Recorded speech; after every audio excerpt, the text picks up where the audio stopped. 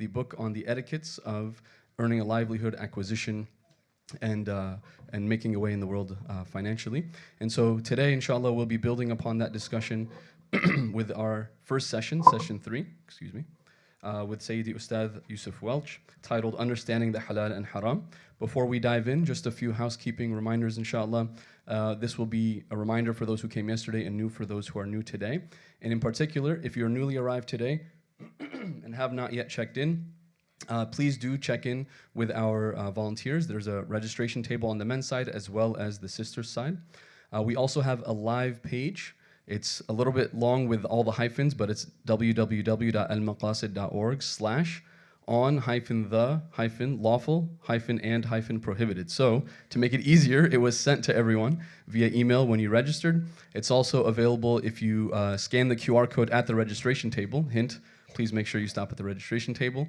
And when you join the Telegram group, that link will be there.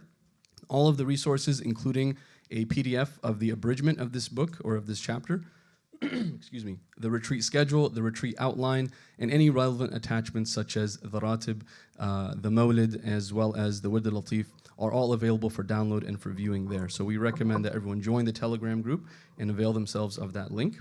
For the childcare program, or the children and youth program, that has begun today and will continue throughout tomorrow. So children can be dropped off at 9:45 both days, and they can be dropped off if they're in childcare here in the basement, and they'll be taken upstairs.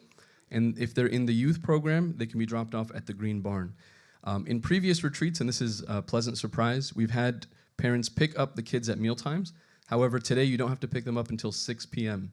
So that's a big change. So please make sure to take as much benefit and advantage of the sessions while you're here. With regard to parking, alhamdulillah, the lot behind us, the main lot, is relatively open right now. But as we expect a full house, and we will expect, mashallah, I think we're swelling above 200 for today. So the stone house is where a lot of folks will need to park, and we ask that especially brothers, especially if you came alone or with a group of young men, that you preferentially leave this lot for sisters who might be traveling, adults who may have trouble walking, people with young children, and that not to park on any area that's not a designated parking space. We do have a bookstore, Al-Maqasid bookstore, which is operational online, and there is a booth downstairs in the basement that you can visit today until 6 p.m. A copy of the book is available, book 14, as well as many other titles, publications, and other Al-Maqasid wares. And then last, because we've noted yesterday, and we'll note again, that all of Al-Maqasid's programming is holistic. So Al-Maqasid is built upon 3 pillars, 3 foundational concepts of ilm, suluk, and da'wah: knowledge, devotion, and service. And so all of the programs, especially the retreats, incorporate elements of each of these into them. So we, of course, have these didactic sessions, the lectures with Q&A. We have sessions of collective remembrance and devotion. We have sessions of being in each other's service and suhbah. And so we really encourage everyone to take part in as many of those elements as you can. And so today, for instance, we will have multiple sessions, which we'll see on the schedule. After Salatul Dhuhr, we'll be praying Salatul Kusuf, the solar eclipse prayer, which might be new for many yesterday. Sheikh Yahya asked if anyone had done this before, or not done it rather, and a number of people, this will be their first time fulfilling the sunnah, so that's a beautiful, beautiful opportunity and coinciding of these events. And as you guys, or as you all saw yesterday, there's recitations of different collections and formulations of evening and morning adhkar, namely the Wird al-Latif, which is a collection of masnoon, or authentic transmissions from the Prophet ﷺ regarding what to say, really to invigorate the spirit and protect oneself in the morning and the evening. So all of that being said, inshallah, we welcome you all once again. We're honored to have you here. We're at your service, so if there's anything we can do to make your time with us more comfortable, more pleasant, more enjoyable, please don't hesitate to notify any of the volunteers. And with that, we'll begin with session 3. Bismillah. بسم الله الرحمن الرحيم الحمد لله رب العالمين وصلى الله وسلم وبارك على سيدنا ومولانا محمد وعلى آله وصحبه أجمعين سبحانك لا علم لنا إلا ما علمتنا إنك أنت العليم الحكيم ولا حول ولا قوة إلا بالله العلي العظيم فقد نوينا التعلم وتعليم وتذكر وتذكير ونفع والانتفاع والإفادة والاستفادة والحث على التمسك بكتاب الله وسنة نبيه والدعاء إلى الهدى والدلالة على خير وكل ما نواه مشايخنا ابتغاء وجه الله وثوابه وقربه. اللهم علمنا ما ينفعنا وانفعنا بما علمتنا وزدنا علما نافعا يا كريم. Alhamdulillah, it is a blessing to have everyone here. It always feels very invigorating when so many people from so many different places come to Al-Maqasid. We hope that Allah subhanahu wa ta'ala gives everyone what they came for and far beyond what they could even intend to come for. Just as a quick show of hands, who wasn't here yesterday? Okay, mashallah. So a lot of people came in today. And this is kind of the idea why we wanted to do a small recap of what Sheikh Yahya and Ustad Amjad before me yesterday talked about as we kind of merge into this new section. So to couch this discussion, first and foremost, we have to understand a few prerequisite things. One is that the greatest act of worship between us and Allah subhanahu wa ta'ala is to fulfill that which Allah made obligatory, the obligations, which are called fard in Arabic. And the blessed hadith of the Prophet ﷺ, which is a hadith Qudsi, which is a hadith that the Prophet narrates from Allah subhanahu wa ta'ala, but it differs from the Quran insofar as that the words are, the meanings are from Allah, but it's put into the Prophet ﷺ's wordings himself. So it's his words expressing what he took from Allah subhanahu wa ta'ala. So Allah says that my servant cannot draw near to me with anything more beloved to me than that which I have made obligatory on them. Now somebody may say, like, why does Allah need us to do these things? Why does Allah make rules for us? Right? The answer is He doesn't. He doesn't need us. And all of these things that are obligations in the religion, all of these things that we are encouraged to do, or even the things that we are prohibited from doing, which essentially are obligations to leave, they're obligations of abstention, that all of them are for our own benefit. All of them are securing for us the best of this life and the next, and a relationship with our Creator, and fulfilling our purpose in this life. So, and those things that are essential to our relationship with Allah, that are essential for our lives in this world, Allah made them fard, obligatory, so that we couldn't kind of convince ourselves to leave them. Right? So if everything was recommended, we would destroy ourselves. Right? We wouldn't get up for Fajr, we wouldn't get up pray Dhuhr, we wouldn't stop, we wouldn't turn off the Netflix series to pray Isha. Right? We would destroy ourselves by our egos and by our lower desires. So Allah made them fard, so that the mere sincerity of our faith would drive us to at least regret not doing those things right. At least have the remorse of not aiming for higher purposes. As the Prophet said, that indeed Allah loves the lofty affairs, and He dislikes the paltry things that mean nothing. So these are for our own benefits. And the metaphor of the river is really important. Right, because without water, there is no river. Right, so the water is essentially faith. The water is belief in Allah subhanahu wa ta'ala, belief in the messengers of Allah subhanahu wa ta'ala, belief in the hereafter. That is the water, and that is the most important part of the river. Right, but without the walls and the banks of the river, right, the water just spills everywhere. It has no structure, it has no guidance, it has no anything to channel it to the direction that it needs to go, right? It just splashes everywhere, and it's of benefit to no one, right? Because now you can't even scoop it out because it's all drying up in the mud, right? So the walls of the river keep the river in line to do what it was created to do, to channel it to places to benefit people, to channel it to be a source of mercy for people. So this is the idea of why there is a sacred law. This is the idea of why there are limits, why there are rules, right? And if we can adopt a mindset that will allow us to see these things in positive light and not see them as restrictions, then we will be able to tap into the beauty of the fard and of the obligations, and to see how we can draw near to Allah through them. Right? And then the second part of that hadith will come to fruition, which is, and we'll start from the beginning again, that my servant cannot come nearer to me with anything more beloved to me than that which I have made obligatory on them. And they will continue to come nearer and nearer and nearer to me by doing voluntary actions until I love them.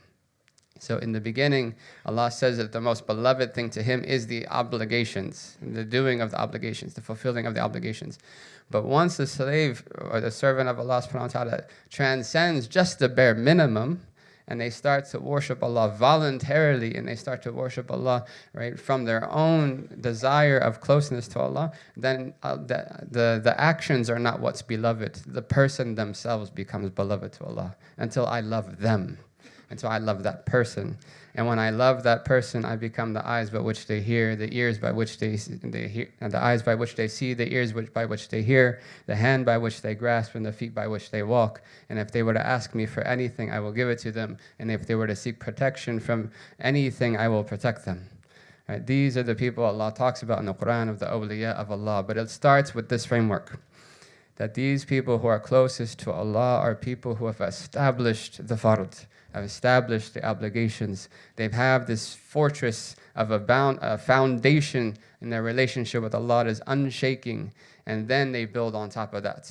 They build on top of that until they draw nearer and nearer to Allah subhanahu wa ta'ala. So with that framework, we wanted to kind of reintroduce what we were talking about here. The halal and the haram are essentially the foundation of our relationship with Allah subhanahu wa ta'ala. And I have just a quick quote from Imam al-Haddad alayhi rahmatullahi ta'ala, which again, as Shaykh Yahya mentioned yesterday, that Imam Haddad, many of his books are written in the style of the Ihya Ulumuddin of Imam Ghazali. And they're also, in some ways, a stepping stone to the books of Imam Ghazali, because they are seemingly abridgments of those greater works. And in the curriculum of these sciences in Hadramaut, where we were blessed to study, that they would start with Adab al-Suluk al-Murid, right, the etiquettes of the seekers, I think it's translated as. And then they will go to the beginning of guidance of Imam Ghazali. So they start with Haddad, they go to Ghazali. And then from Ghazali, they'll go to the Book of Assistance of Imam Haddad. And then from the Book of Assistance of Imam Haddad, they'll go to Minhaj al-Abidin. I think it's translated as the Path of the Worshipful Servants, right, by Imam Ghazali. And then from there, they'll go to the Ihya Ulumuddin. So that's kind of the stepping stone. And the way that they do it is that they don't move to the next chapter until you have already implemented the first. That's how these books were originally studied. So they're intertwined greatly. So Imam Haddad, he says, وَعْلَمُوا مَعَاشَرَ الْإِخْوَانِ, I'm not going to read all the Arabic. He says, know, O brothers and sisters in Islam, may Allah suffice us and you with the halal from having to delve into the haram, and with His obedience from having to fall into sin, and with His bounty from everyone else other than Him, subhanahu wa ta'ala. He says, know that scrupulousness, meaning caution, and Shaykh Yahya will talk about the levels of scrupulousness and caution. He says that scrupulousness from that which is prohibited, that which is unlawful, and that which is doubtful, as well as seeking the halal of food and wealth, while staying away from sins entirely, whether it has to do with earning money, or whether it has to do with food, or whether it has to do with any aspect of life. All of that is the most important part of the religion, and it is the greatest thing that a person can draw nearer to Allah subhanahu wa ta'ala, the Lord of the worlds, with. That's how he starts it. He says, then know, may Allah have mercy on you, that eating of consuming of the halal, and this applies to actual food, but applies to everything that we allow into our lives. Consuming of the halal brings light to the heart. It softens the heart. It brings about a state of reverential awe for Allah and humility before His greatness. It gives energy to the limbs to worship and obey Allah subhanahu wa ta'ala. It allows us to detach from the materialistic, superficial world, the dunya, and it gives us a strong ardor, fervor, zeal to achieve the akhirah. And it is the means by which our righteous actions will be accepted, that our du'as will be answered, Just as Sa'ad ibn Abi Waqqas said, radiyallahu ta'ala anhu, "Atib ti'amataka tustajab da'watak." He asked the Prophet ﷺ, how do I make dua that I become a person whose du'as are accepted? And he said, then make your food halal, pure, right, and your du'as will be accepted. Then he says, as for the opposite, as for consuming the haram, again, this applies to food, but it also applies to what we allow into our lives, into our hearts. As for consuming the haram and consuming that which is doubtful, right, then the person is in exactly the opposite of all the good that was mentioned just now. They are the exact opposite of those states. Right? It hardens the heart. It darkens the heart. It restricts the limbs from being able to obey Allah subhanahu wa ta'ala. It encourages people to chase the material world. It is a means of the rejection of good deeds and the refusal of accepting the du'as, just as the hadith of the Prophet ﷺ mentioned, and this is in Riyadh al-Salihin of Imam al-Nawawi, and I think it's translated as the gardens of the righteousness. Every one of us should have that on their shelves. Right, the main books of Islam, the 6 Sahih collections and others, they are reference books for scholars.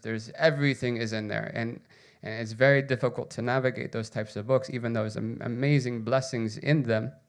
But all of the hadith that are in those books that are for general benefit for all of the Muslims have already been taken out and put in books like Riyadh al-Salihin. Right, so if you want a one-stop shop for everything that you need, and none of the stuff that would be kind of that detract from that experience, that because of the scholarly nature that it's codified in, right? Those are the types of books to have. The 40 Hadith of Imam Nawawi, the Gardens of the Righteous by Imam Nawawi, and many, many other books like that. So he mentions this hadith in that book, and he says that the Prophet ﷺ mentioned a person who was traveling very long.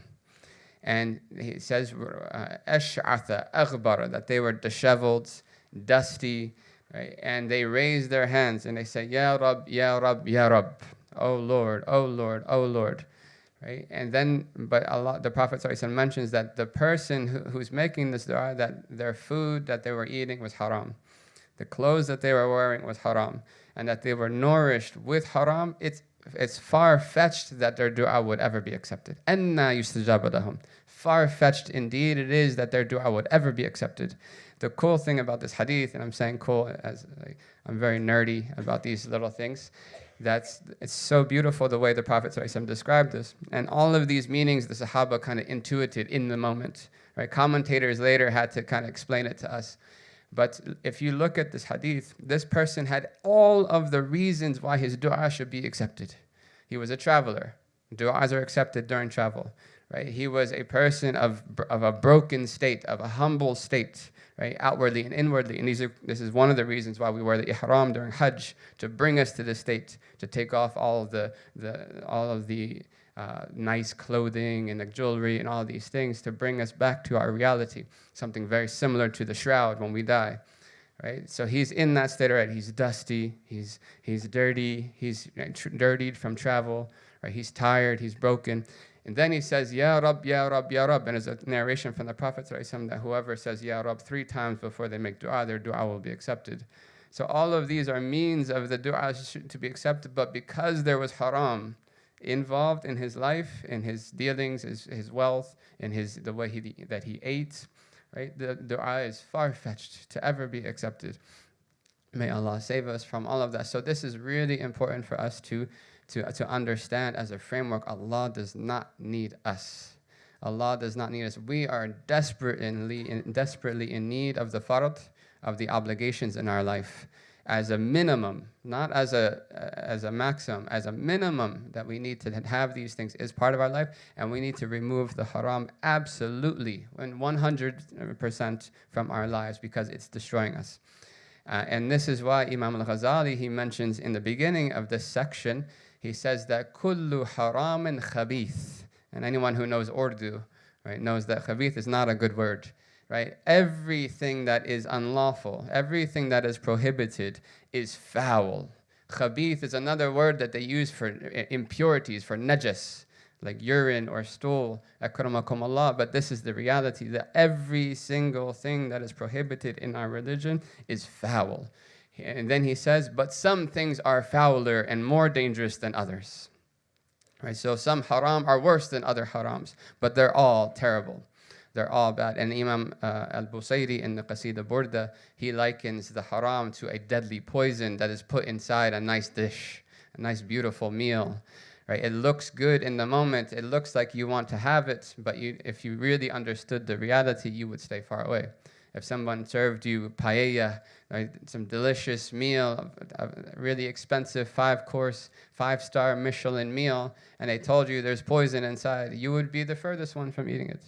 Right? The illusion of its good taste and its smell, everything would fall away right away because you know the reality of that thing. And this is the same thing with haram. It may look good, but it is poison. And it's poison even worse than the poison of the food, because the poison of the food will lead to the death of the body. The poison of the sin will lead to the death of iman, the death of the heart, the death of the soul, and possibly, may Allah save us, to a bad ending. And may Allah give us all beautiful endings. And then he says that the lawful is all good. It's all tayyib, it's all pure. But some lawful things are more pure than others. Right? So some things are better than others and more beneficial than others. So there is this breakdown of comparatively which ones are worse or which. That's a discussion of fiqh. But all things that are lawful, that Allah says are lawful, are good. And the Prophet ﷺ is described in the Quran when Allah describes the mission of the prophets.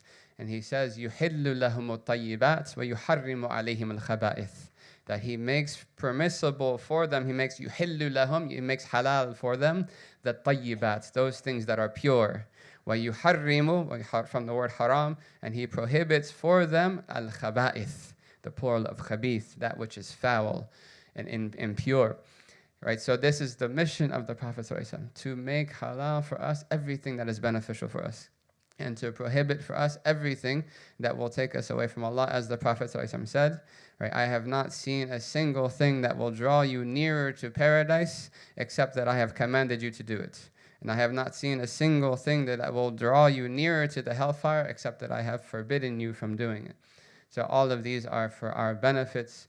As the Prophet ﷺ said, that my example and an example of you is like a person who lit a fire, and the moths and the bugs started to fly and attracted toward the fire. And I'm grabbing you by your waists, pulling you away from the fire, but you're slipping from my hands. And this is the example of us when we say, oh, these rules are too much. Oh, but why can't I do that? Oh, but everyone's doing it, right? And we're slipping from the hands of the Prophet ﷺ, who's trying, right, through this beautiful guidance to save us from our own destruction. As we said, that if we didn't have those limits, we would all fall into these things. Tamam. With that said, Islam has given us a beautiful framework to understand where those limits lie. And these are discussions that can be found in the books of fiqh, and this is why seeking knowledge is obligatory on everyone, every Muslim. And when I first became Muslim, one of the hardest things was that was a lack of knowledge, the confusion. And I ended up doing more things than I thought I would, because for a convert, anyone here converts? Converts? Yeah, so for a convert, everything's fard. Everything is obligatory. Right? And then secondly, the Sahaba is one person. Right? The Sahaba used to do this. Right? So one companion means all of the companions did that. Right? So if one Sahaba did it, it means you have to do it. Right? If it's sunnah to do something 3 times, it's fard to do it 3 times for the convert. Right? So a lot of people, they are afraid to seek knowledge because they think that it's going to make their life harder. It is absolutely the opposite. The more knowledge that Allah has blessed a person with, the easier their Islam becomes. And this is the beauty of our Islam, is that we have such a clarity in every moment. We know exactly what Allah wants from us with a balance. There's a minimum, and then there's encouragements for caution. So the basis of everything is, before we even discussed fiqh, the basis of everything is that it's permissible until proven otherwise. And this is the stance of the majority of the scholars, that everything is halal until proven otherwise by a sacred text like the Quran or like the hadith of the Prophet ﷺ. Tamam. Now, when something is considered prohibited, it's due to one of a few reasons, right? Either there's an inherent intrinsic meaning in that thing that is prohibited.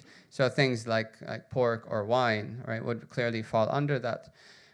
Or there's a secondary reason. The thing in itself is not the problem, but there's something that is correlated with it that is haram itself, right? So something that will be inherently impermissible would be like wine, something that intoxicates, pork, right? Clear verses of the Quran regarding these things. These are definitive, right? Any intoxicants, right? Things that are deadly or harmful to one's health. All of these things are clear cuts, right? They are inherently impermissible.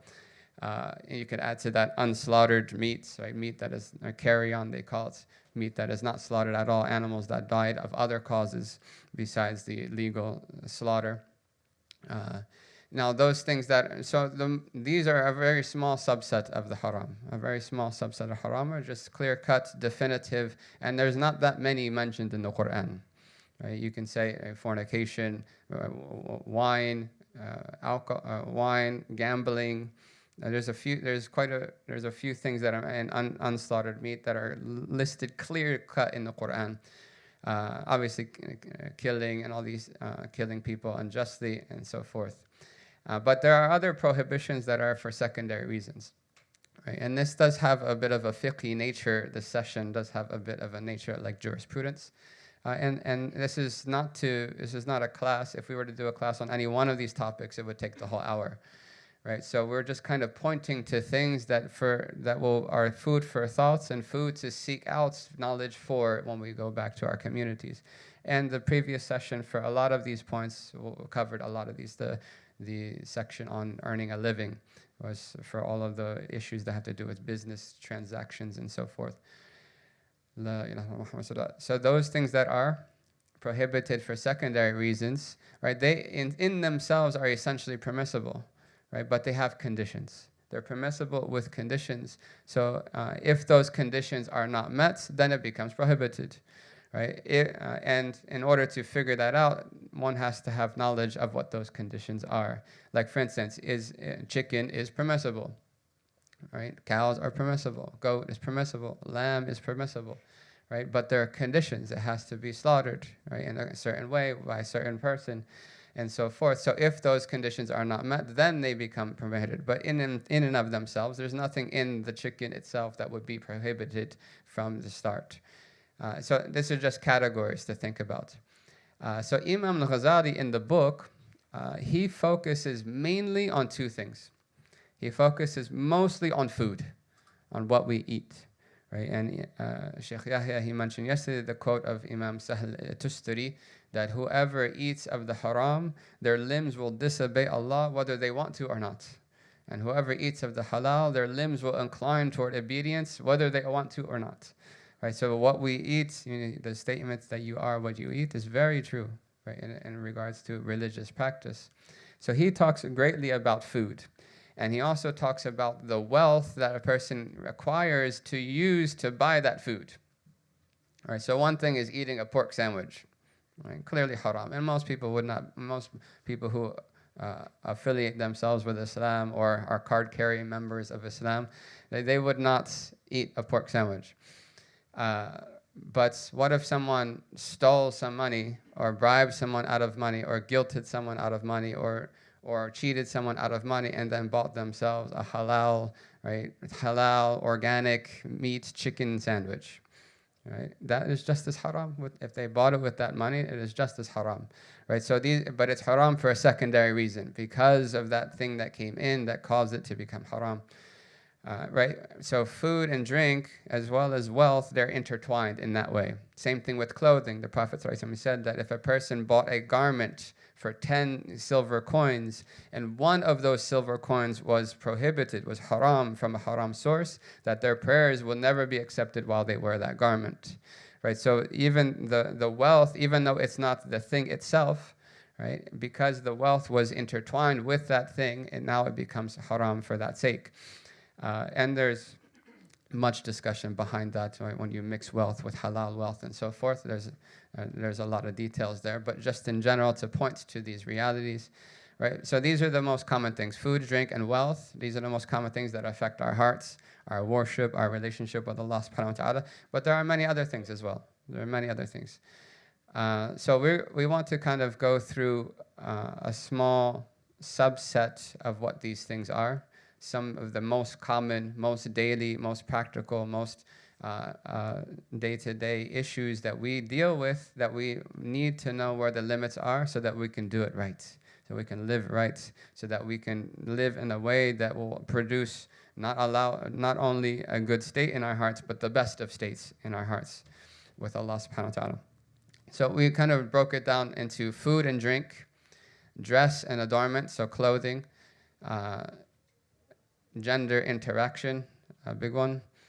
Money matters, right? So for those who have businesses or anyone who has any financial endeavors to them. So we're going to try to cover this, inshallah. I think we have half an hour. And we're going to try to leave time for questions. And this is like asking for a miracle. But we, inshallah, may Allah allow us to have barakah in our time. Tamam. So food and drink. Right, so where do the limits lie? We said already that the basis of everything is that it's halal until proven otherwise. The basis of meat specifically is that it's prohibited until proven otherwise.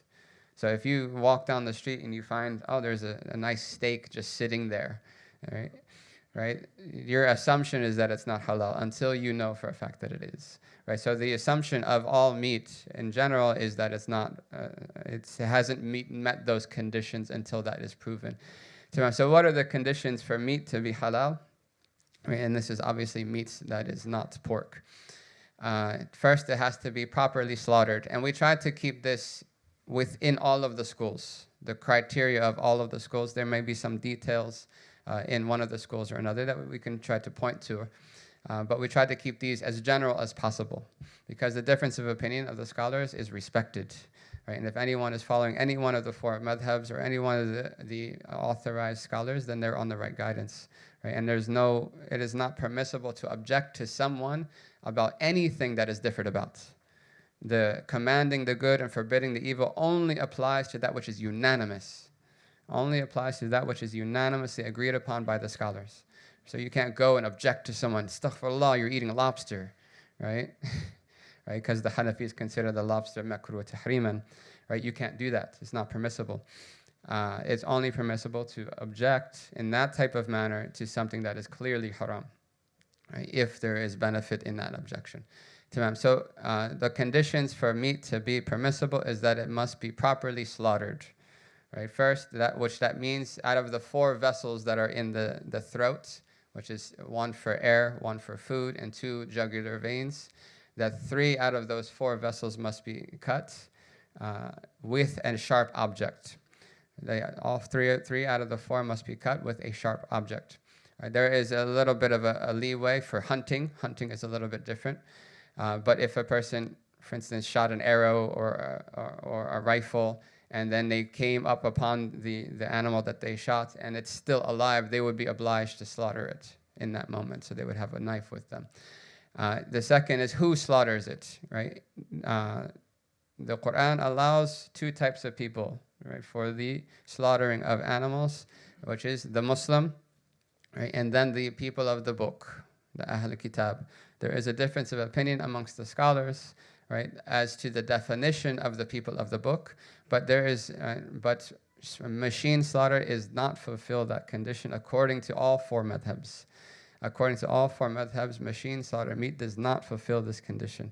However, I'm only saying this just out of to explain this point, not saying that I agree with this at all, but there was a contemporary scholar who made a fatwa a while back. And this fatwa spread very fast around the Muslim world, and many people began to act upon it, saying that machine slaughtered meat is permissible, and you don't have to ask about anything. You can just go to ShopRite and get whatever, chicken or whatever, and you can eat it. Because that fatwa became so widespread, the scholars, they tend to not speak of the machine slaughter meat as absolutely haram, just because of something, a principle in usul called al-balwa, widespread tribulation. So because this thing has become widespread, they tried to make a way that the people are not considered sinners. Right? Similar thing, some people made a fatwa that Coca-Cola is haram because there's 0.0000001% of alcohol or something like that. And then another scholar wrote a fatwa and said, you can't do that. You just made 95% of the ummah a fasiq, right? A corrupt sinner.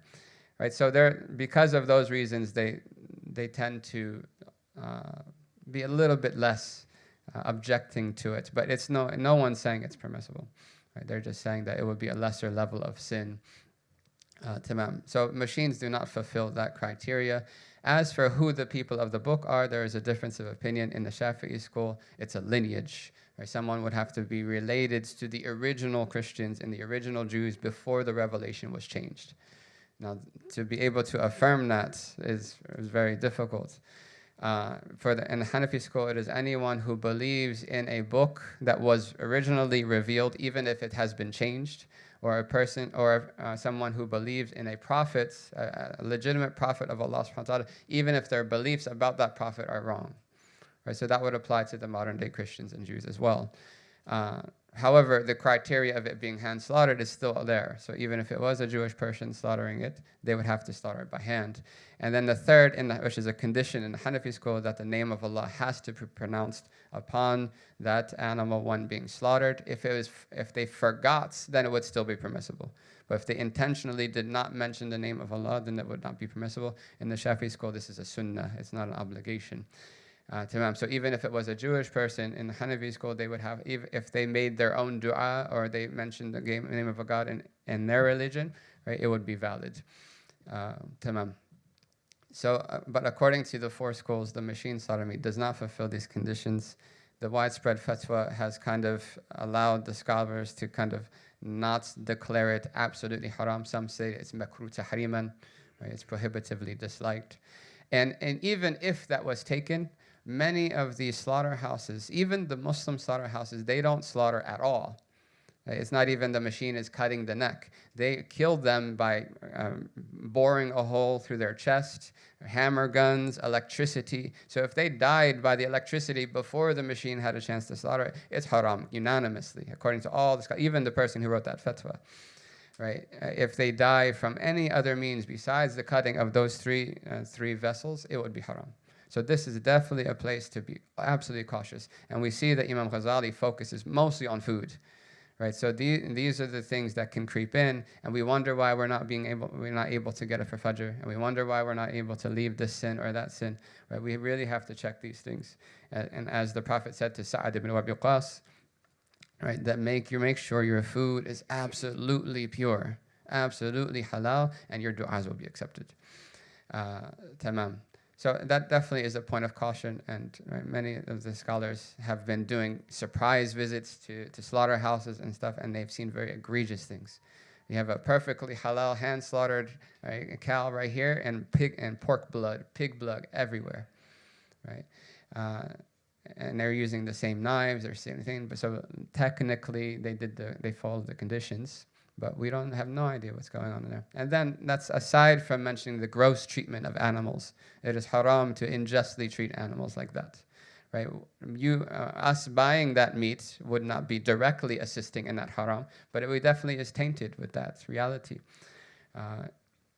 As Sheikh Hamza said, that the reason why people are depressed is because they eat depressed chickens, right? And there's a big truth to that. So that's meat and food and drink. We didn't talk about drink, right? Obviously, wine is haram. Food, dress, and adornment. Right? And these are things that are all usually mentioned in the fiqh books under a chapter called Al-Hadar wal-Ibaha, usually translated as the halal and haram. So these are miscellaneous topics. They don't fit in like the chapter of purification, the chapter of prayer, the chapter of fasting. They don't fit in those chapters, so they're put into a miscellaneous chapter at the end of most fiqh books called Al-Hadar wal-Ibaha, halal and haram. So dress and adornment, and a lot of this is common knowledge, right? Silk and gold are only permitted for women. This is one of the sumptuary laws. This is almost like an obligatory level of detachment, zuhud. There's a level of zuhud, detachment from worldliness, that is obligatory on everybody, right? And for the men, this is one of them. That is not permissible to wear silk or gold. For men to wear silk or gold, it is only permitted for women. Aside from the silver ring, jewelry in general is prohibited for men, regardless of what type of metal it is, whether it's platinum or silver or anything. Any other jewelry besides the silver ring is prohibited for men. Tamam. Now, the main issue with dress is not that. The main issue with dress is covering the awrah, dressing properly.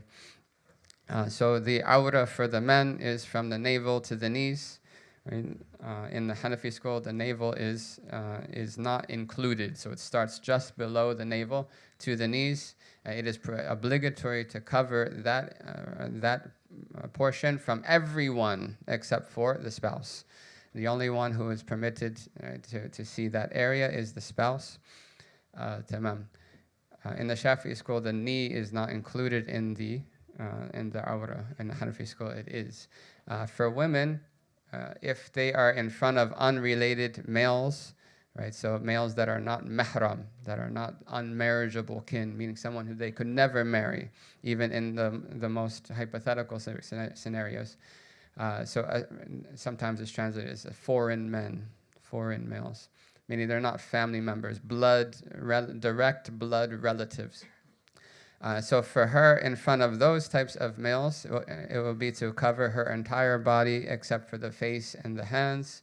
There is a difference of opinion about the feet. The Shafi'is, the feet is considered part of the awrah as well. So it will be just the face and the hands. In Hanafi school, it will be face, hands, and feet are permitted to show. Everything else is not.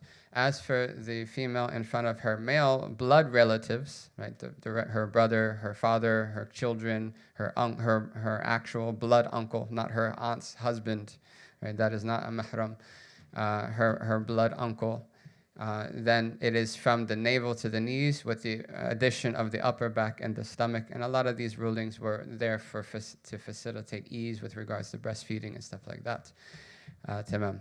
But the meaning of covering is really important, right? The meaning of covering, at the bare minimum, means to cover the skin such that the skin color could not be seen through that thing. So something that is see-through or so thin, that like very thin kind of suit, the socks that you wear with the suits, the real thin ones, and you stretch them enough, you can see the foot, you can see your foot clearly. Right, so that would not be considered covering if it's see-through such that you could see the skin under it. That would not be valid in the prayer, for instance. If it was covering an awrah and you could still see through it to the skin, that would not be valid because that's not satar, that's not covering.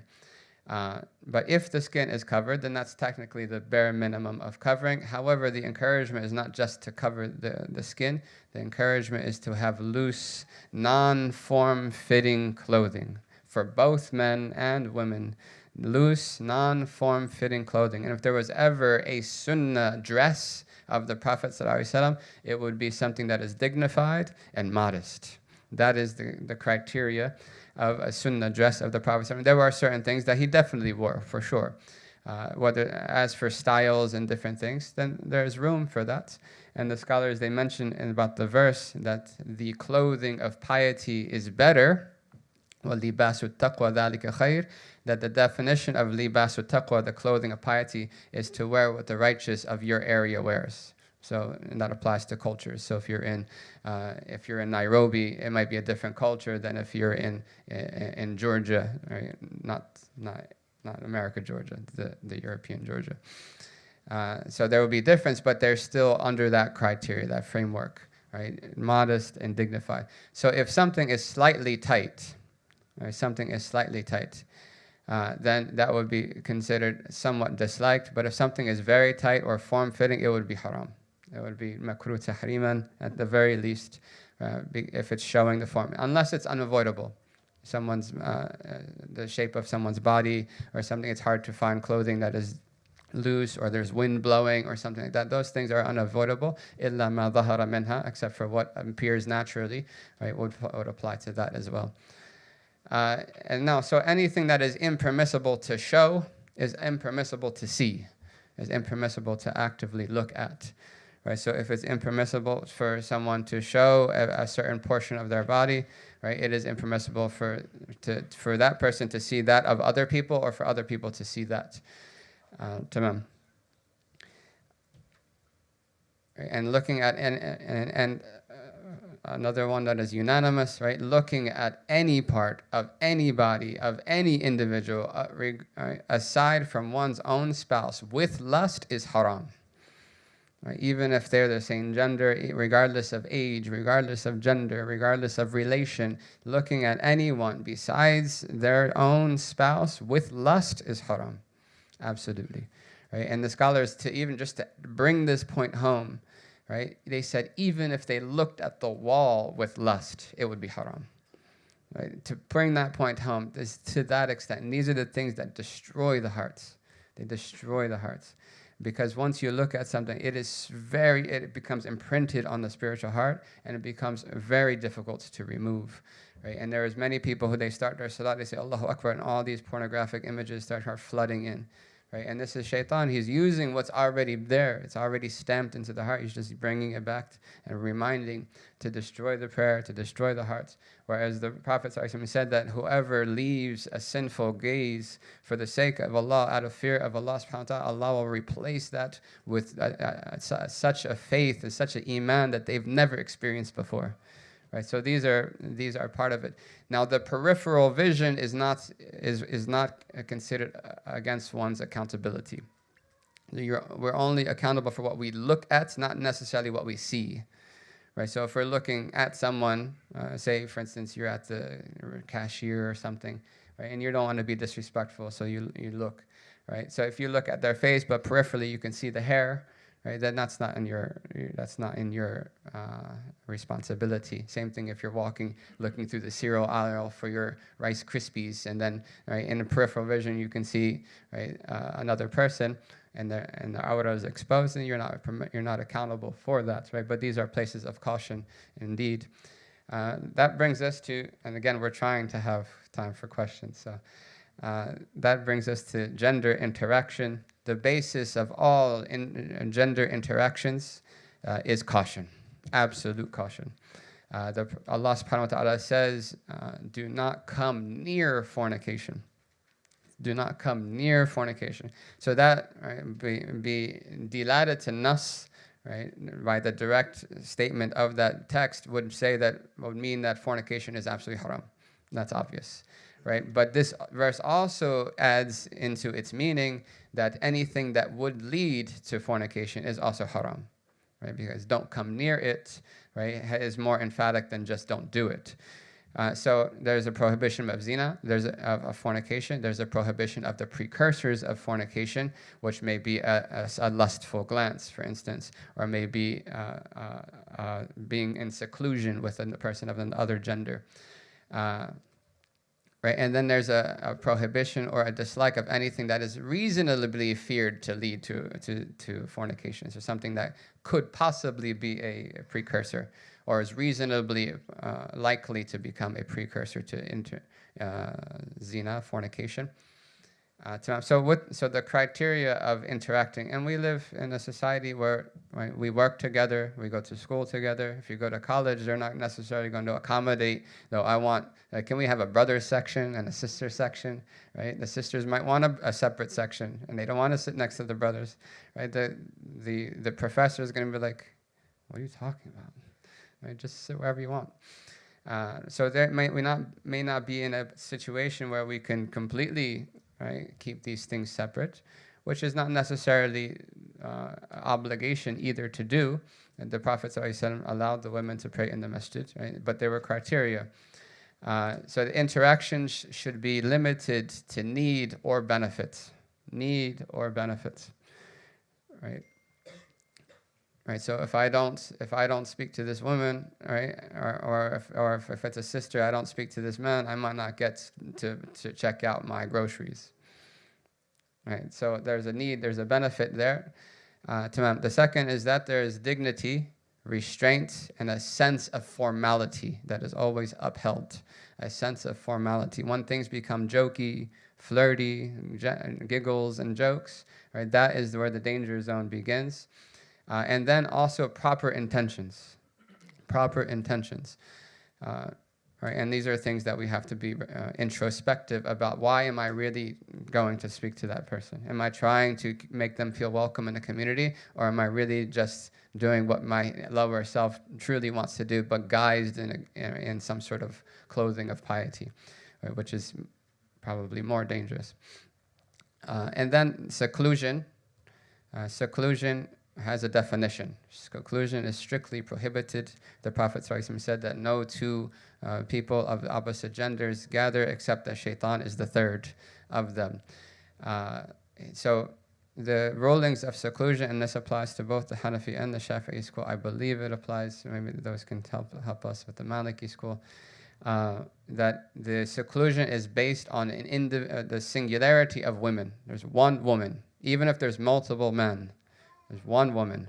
So if there's one woman and there's multiple men, then that would be seclusion, unless one of those men is a direct relative, a blood relative, a mahram of that woman, and they're present. Secondly, it is in a private place where there's no barrier between him and her, and it's such a private place, meaning such that a third party could not see or hear what they're doing or speaking about, and they could not easily enter without permission.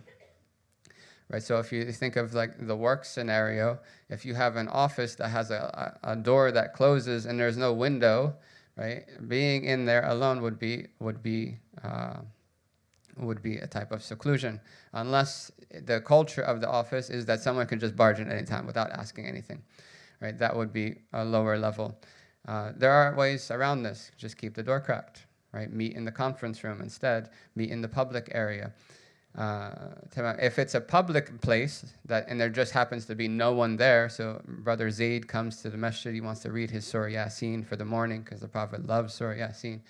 And then Sister Zubaydah, she also wants to come, she wants to read Surah Waqi'ah, right? And they both come to the masjid and they realize there's no one else in the masjid, right? It's like Fajr time, there's no one else in the masjid except for them two. Is that khalwat? No, it's a public place. It's not a private place. Same thing, they both live in the same apartment, right? So say brother Zayd and his wife live there, and Zayd's brother Zubair and his wife live there, right? And they live in the same house. If Zayd leaves and Zubair's wife is still there, right? If Zayd is there and Zubair's wife is still there, do they have to leave the house? No, they're in separate rooms. Door's locked. There's a barrier, right? So there are small differences between what seclusion is and what it is not. But this is definitely a place of caution. It should be exercised for sure in this. And one thing that caution should also be exercised in is private correspondence. Private correspondence, private text messages, private emails, tweets, Instagram, DMs, whatever it may be, directly between a male and a female that are not related and are not spouses of each other, right? This is extreme caution should be there, right? And this may be necessary. You might have to send an email for work. You might have to send a ping or whatever it may be for work or for school or to your child's teacher, but keeping it formal and only doing it to the extent of the need and the benefit, and keeping it formal is unless it's avoidable. Also, seeing someone else, a third party, right? Or even if a brother is trying to get married and he wants to kind of do that preliminary discussion, asking the important questions, right? Just make a WhatsApp group with a third person. Bang, done, right? So it always keeps us from falling victim to our lower desires by having these extra conditions inside. The last one that we'll talk about, we wanted to talk about the sins of the tongue and the sins of the heart as well, but we will have to save that. The last one of jurisprudential relation would be money matters, things that have to do with money and transactions. We also talked, I don't know if they're recorded, the last session of the Ihya, the weekend retreat. Yeah, so if anyone wants the full details of these things, then they can go to that, the last weekend retreat. So the main things about money matters, again, this money is going to go to buy our homes, it's going to go to buy our food, it's going to go to buy our kids' food, right? It's going to go to buy our clothing, it's going to go to buy our everything, and all of these things relate to our worship with Allah, our personal relationship with Allah. The women of Yemen, they used to say to their husbands, right, as they would go to work, they said, "Ittaqillah fina," fear Allah regarding us. فَإِنَّنَا نَصْبِرُ عَلَى الْجُوعِ وَلَا نَصْبِرُ عَلَى النَّارِ. Right? We can be patient with hunger, but we cannot be patient with hellfire. Right? So meaning fear where you get your money from, because you're going to bring that food home to us, right? And we're going to eat it, and we're at the mercy of what you bring us, right? So if you bring in haram food, then that responsibility is on that person for all the entire family, but everyone is affected. So the most categorical things that are mentioned throughout the Quran and otherwise, and the hadith of the Prophet ﷺ, first is usury, riba. There's 6 types of riba. The most common of them, right, is to have a contract is, okay, I will loan you $10,000, right, and you give me $10,000 plus this percentage, right? There's always a plus something. There's always an additional additive to the contract that doesn't have a corresponding risk to it. And those details can be discussed. But invalid transactions and invalid contracts, so contracts that do not fulfill the conditions of a sound Islamic contract, would also be the same level of sin as riba itself. Right? So a contract where the price is unknown, a contract, and most of these things all have an underlying cause, which would be anything that would either actually or potentially lead to argument between the buyer and seller. Right? Anything that could possibly lead to an argument between the buyer and seller is essentially either going to be disliked or haram. And this is because the condition the Quran says is that do not consume your wealth in injustice. Right? It's only transactions that are on mutual agreements, mutual consent. Right? Taradun baynakuma, that both parties have to be okay with that. So those are big fiqh discussions. The third, which is not as commonly known, كل مال أخذ بسيف الحياء فهو بمنزلة الربا. Every single wealth that is taken by the sword of shaming or guilting is the same sin as usury. So you get someone in a fundraiser and it's like, oh, you so-and-so, how much did you make last year? And you're only giving 10,000, right? If that person gave the money, it would be haram to use it. It would be obligatory to return it back to that person. That money would be sinful to use, right? If someone is selling something and they kind of guilt the person into buying it, or they shame them into buying something, that wealth that they're using is haram. That contract, that transaction is invalid in the sacred law. Number 4, and we're going to leave a little bit of time, inshallah, for questions. Contracts containing deceptive uncertainty, gharar. So this would be everything that has to do with games of chance, everything that has to do with gambling.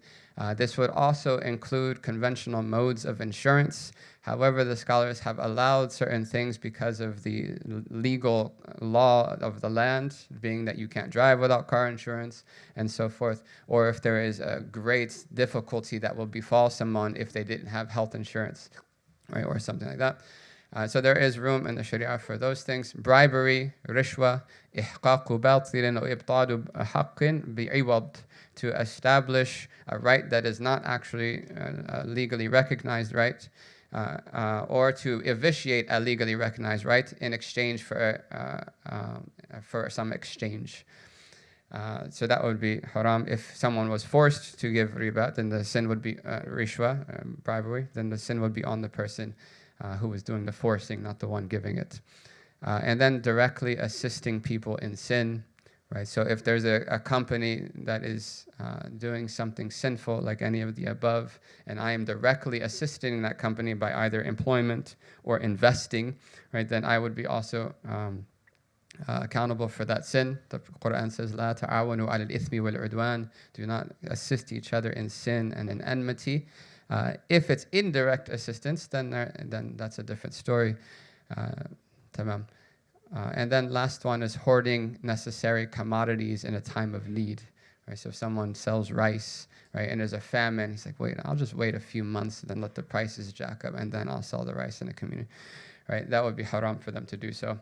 Tamam. So again, this was very fiqh oriented, and there's a long list of things. I think we have, we'll just assume that we have 10 minutes or 5 minutes. 20 minutes? Oh, alhamdulillah. Someone was making dua. MashaAllah, we got our karama.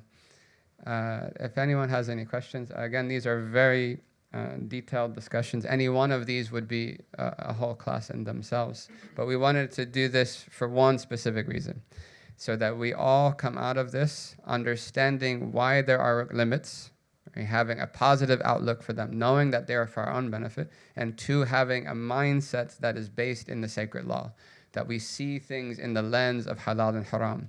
That before we choose to do something, before we take that job, before we move to that place to get this employment or to go to this school or to do this thing, right? That before we do that, first thing comes to our minds is what is the ruling of Allah regarding this, right? And Imam Bukhari, he mentions in his Sahih collection, the chapter of knowledge before action, the chapter of knowledge before acting.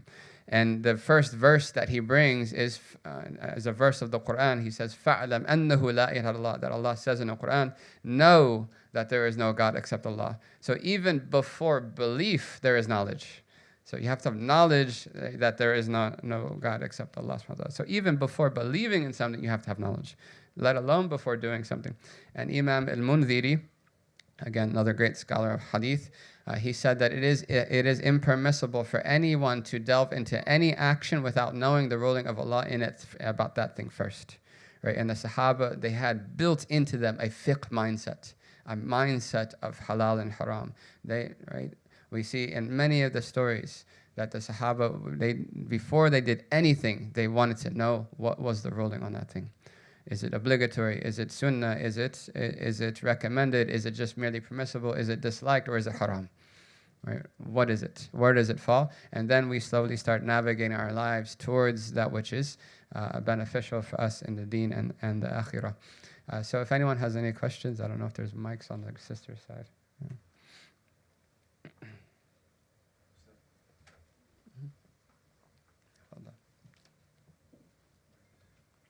Is there a general rule on like cryptocurrency, like Bitcoin and like stock market? We've asked our teachers, and our teachers have been asked by many people, because this is a very new thing, but very widespread, about Bitcoin and cryptocurrency. Generally, in regards to money and things like that, the basis is caution, right? So our specific teachers, including Habib Umar, have just said that there's a point of caution, stay away from it. Right, so does that mean it's haram? No, not necessarily, right? But he's speaking from a lens of usul, of Islamic principles, and a lens of also spiritual principles. And then that was his opinion. You may find other opinions, right? But it's good to consult the scholars about the specifics of how it works and how these things are. And if any valid, authorized scholar gives permission, then okay. But it is definitely a point of caution, because any new thing, right? The scholars were very cautious about what's called fulus, right? Right? Fulus is the money that even if you have a pocket full, you're still muflis. Right, like change and coins and like paper money and stuff like that. So, yeah. Do we have someone on the side? Assalamu alaikum. Recently, there are more digital machines that ask for tipping, and then they go by 20, 25, 30%. And then if you want to do a custom amount, it's kind of like takes longer. And is that considered guilting? How should we respond to these machines? Definitely feels like guilting. I don't know if it is. It definitely feels like it, for sure. Right. So, yeah, I don't know. I don't know if that would actually be guilting. They do give you a choice. Some places they'll turn around, like, because they're like also embarrassed. It's like, or they'll say like, you can put whatever you want. Don't worry. Like, they'll kind of like tell you can do whatever you want. And some places it's just like they'll stare at you, right? Or they'll take the receipt and quickly glance at it, and then, right? So it definitely does feel like that. So Allahu A'lam. Allahu A'lam. Yeah. Assalamu alaikum, Ustad. Wa alaikum assalam. So we see nowadays in a lot of grocery stores, they have like mass-produced halal meat. Mass produced. You know, like you see like you know, in like Price Right, for example. Yeah. So we don't exactly know, right? Like it's really hard to know like exactly what it is that makes it certified halal. Yeah. So what would be the best approach regarding that? So if it has, if it says halal, that's obviously better than something that's not halal. But there generally behind these stamps are organizations, and if that organization is centered around scholarship or valid scholarship within the 4 schools, right, then you can trust it in a sense. But when it comes to mass production of anything, right, sometimes the morals, right, gets lost, right, in the red tape. So it would be obviously encouraged, right, to seek out more organic, more well-treated, fair trade type of things. But that's not an obligation because not everyone can do that. But to the extent that someone can get animals that are slaughtered in humane ways and that are not these big, giant, huge name corporations, then that would be better. But if not, then as long as it's halal and there's some scholarship behind it, then there's, right, then it's what the scholars call the playground of permissibility. Do what you want, and have fun. Oh.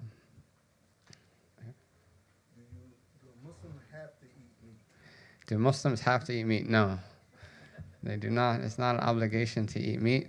Many of the companions, even the Prophet ﷺ, were majority semi-vegetarians, mostly vegetarian. Sometimes they ate meat. And there were a couple of companions who are actually nabatiyun. They were actual vegetarians. The only issue would be in believing that it's not right to eat meat, even if it was slaughtered in the right way, in a humane way. So that would be a problem, because the Quran says clearly, وَلَحْمٍ مِّمَّا يَشْتَهُونَ, and there's many verses about the permissibility of meat. The Prophet ﷺ himself ate meat. So that belief would be problematic, but if it's a personal choice, right, or if it's a choice based on the modern treatment of animals, which is the majority, the inhumane treatment of animals, then that is a praiseworthy choice for sure. But it's not an obligation to eat meat. It's not like someone who's vegetarian takes shahada. It's like you have to eat the gosht biryani or you have to eat the, right? No, it's not. That's not the case. Assalamu alaikum. I have a quick question. So you mentioned earlier that when it comes to meat, we operate under the assumption that it is prohibited until it meets the necessary conditions. Would you say that that is also true when it comes to dress and adornment, gender interactions, and money matters, or is that specifically for meat? So it would essentially apply to anything that has strict conditions in order for it to become halal, right? So in money matters, right, there are very important conditions. So definitely there is caution between any exchange of anything, right, that if it's not fulfilled, if it doesn't fulfill the conditions, then it's not permissible. As well as the dress as well. Dress maybe not as clear cut as the other two, but gender interaction definitely. The basis is absolute caution, such that the scholars, they mention, like if someone got married, right, and their spouse was like in a group of people and they didn't know which one was the spouse, it would be haram to have any physical contact with any of the people, even though one of them is a spouse, right? Because the assumption is, right, that it's prohibited unless you're absolutely certain that the conditions were done right. Right. So as for the dress, there's definitely conditions, but not to the level of the other three. The other three are concrete, definitely. Wallahu alam. Yeah.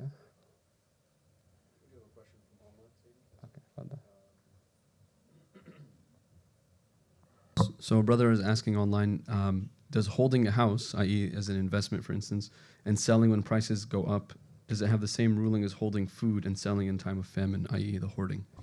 So ihtikar only applies to things that are of absolute necessity to people. So if there is, if everyone did not have any residence, there's no other options of residency, there's no rentals, there's no place for anyone to stay at all, and the only house that could have people, or the only places can have people, is by that person who's holding it, right, until then that would be ihtikar. But that's very far-fetched, that there's no other options at all. Like there's the sole possessor of real estate, right, is that person.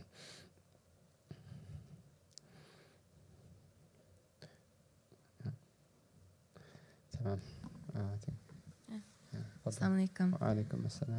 I was just wondering if anyone had knowledge of maybe information or something that's online where people have done research to like what are the best sources of meat, halal meat products. Is there something that you or maybe other people know that maybe they could post? That's a great question.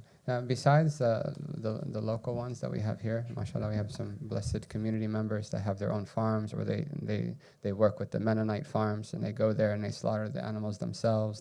They hide them away from the other animals. They sharpen the blade. They do all of the sunnahs involved. Besides those options, there is an organization that is run by one of my teachers. He's kind of a peripheral teacher from afar. He came to our school multiple times, but he's from California. His name is Mufti Abdullah Nana. He is the head, him along with Sheikh Hamza Maqbul are in charge of what's called Hafsa. You can help me out with Ḥalāl.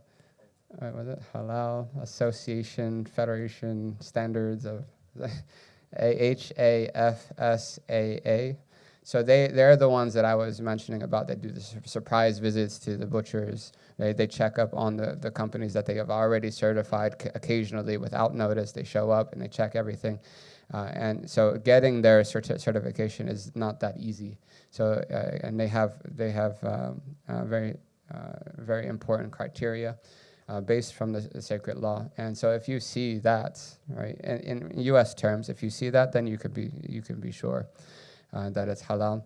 In other countries, they've been doing it longer, so there's a lot more options in regards. I think in Britain it's like HMS or something like that, or HMA, I forgot. In Canada they also have, but Hafsa is definitely one of the brands that would not only be halal, but it will also be like the treatment of the animals and stuff. They also look into that. If others have other things, then maybe they can post it, inshallah, through Maqasid. So we'll pause there, inshallah. Jazakumullah khairan, barakallah feekum. That's actually, I thought there would be a lot more questions with an open invite like that, but alhamdulillah. We'll conclude the session now with a break until 11:25, so we have about 15 minutes to take a break, freshen up. It would be a good time to also renew one's wudu, just because in the next session we will be beginning session 4 with Sheikh Yahya, but also going quickly into an explanation of the eclipse prayer, after which we'll pray Salatul Dhuhr and then pray the eclipse prayer together. So it would be good if you have the time now to renew your wudu, again, socialize briefly, stretch, gather some refreshments if you need to, and then we'll see you all back inshallah at 11:25. Jazakumullah khairan. Assalamu alaikum.